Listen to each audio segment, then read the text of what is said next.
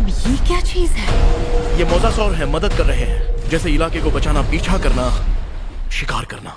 तुम बता रहे हो या डरा रहे हो?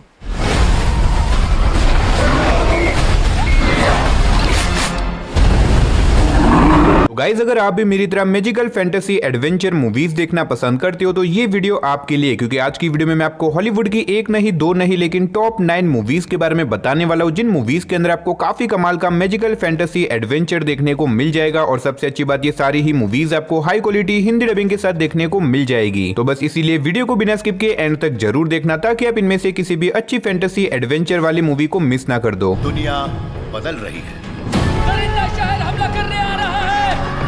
जिंदगी के इस मजेदार खेल में आखिर तुम हार गए।